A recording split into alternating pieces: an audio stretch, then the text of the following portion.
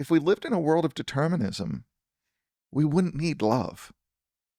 What is love? I mean, I don't want to digress totally, but we have these words that really don't mean anything. Phails at philosophy. I mean, every word doesn't mean anything and means a whole lot at the same time, right? So what is love? What is love? Like, if you're thinking... I've tried to define this. I'll give you a definition that I gave to a woman that I was romantically involved in, and I wanted to feel really good about me and about our connection. Right. This is a good loaded definition. This was the definition that I gave her of what love was. I believe love is a commitment to seeing me in the best light, seeing the highest self of me and drawing me to that with their creation of me over time, over and over again. A commitment to saying, I'm going to see you as the best human being you can possibly be. I'm going to hold you harmless. I'm going to take your words and actions through the lens of you being your highest self, being,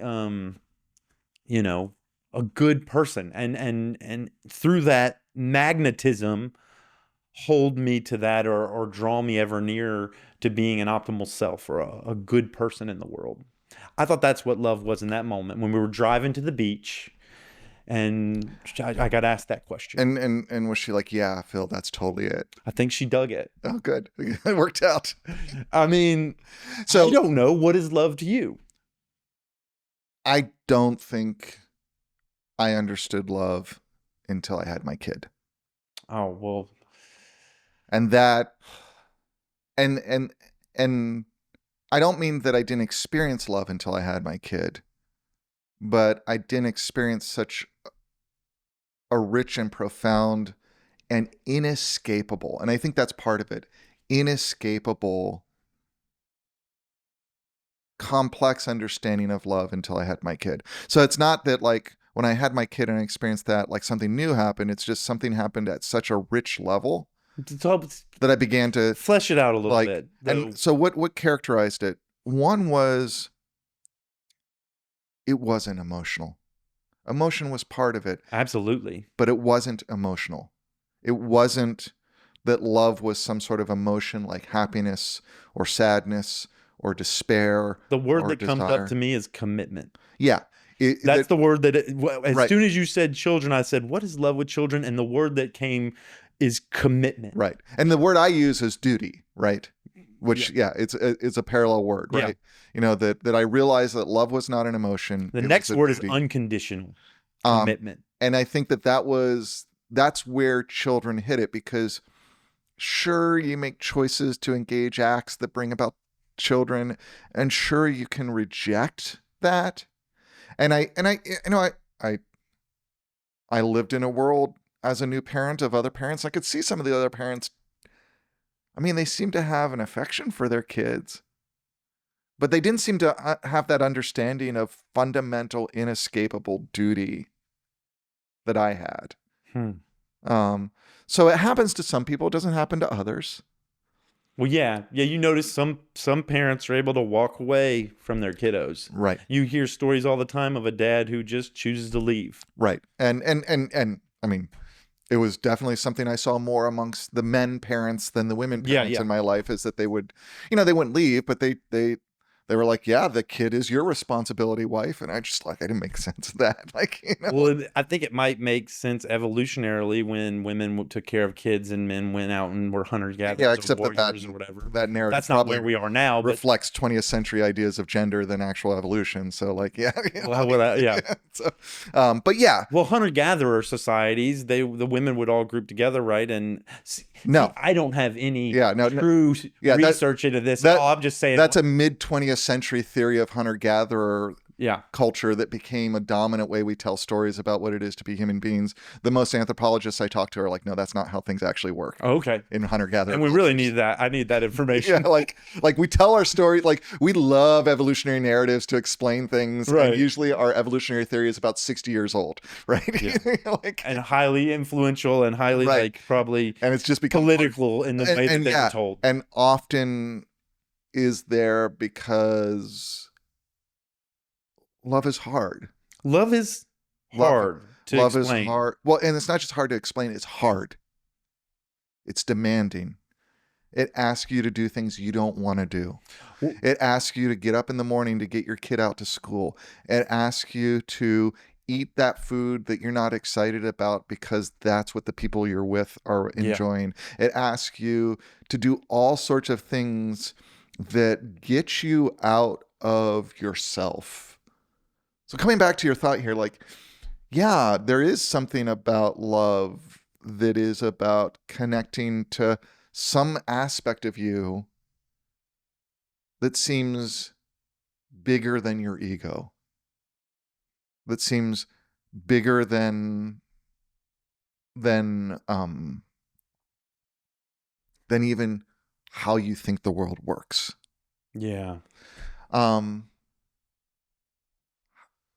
How does that then, coming back to the question of Determinism. Yeah, that's Yeah. what I was thinking. How do we get back to determinism? I don't think As a cause. right.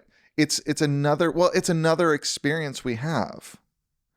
The determinism doesn't help us sort out. Determinism will never let us understand love. Well, but you can make a rational argument for I want probably subconsciously my genetic material to live on into the future.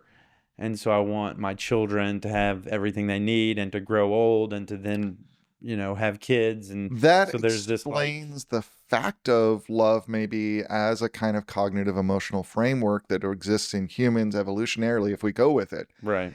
It doesn't explain for me the experience of love.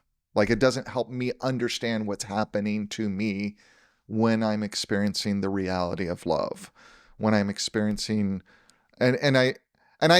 so part of why I talk about it in terms of my kid is because part of my realization is that late 20th, early 21st century American culture looks at love through the lens of romance. All our narratives, right? All our movies. They want to sell diamond rings. Well, and it's whether it's sales or just we're in a romantic culture. It's about romance. You notice this when you watch Asian film, when you watch Korean horror movies, when you watch. I just watched Demon Slayer, the first episode. Okay. Why do I say that? Because the love that is often prioritized in those narrative cultures is familial love. Like Family. the opening sequence of Demon Slayer, the whole thing that's going to drive that entire narrative as an anime is the love of the main character for his sister who has turned into a demon and his desire not to kill her, but to see if he can redeem her. Right? Turn her back. Right. And yeah. But that kind of familial love Instead of a romantic love. instead of a romantic love, I think it's a better model for love. Protecting your tribe versus growing your... Well, and not just protecting your tribe, but seeing the potential of goodness, going back to what you're saying. But did that filter comes through these relationships of family instead of this. The problem with romantic love is that it's so emotional, right? And it is driven by sexual desire, for lack of a better word, right? I think and obviously family is tied to sexual desire. You don't have family without sexual desire. It's not a negation the of chicken. sexual It's desire. the beginning, right? But it's seeing that sexual desire in some ways is in service to a deeper love, which is the love you have for your family, right? And that's you don't get that opportunity without sexual desire. You don't get to be a parent without, even if you adopt, someone has to have sexual desire out there for, So it's part of the picture, right? But I think we fetishize that kind of overwhelming emotional, like falling in love, and even in like in relationships. I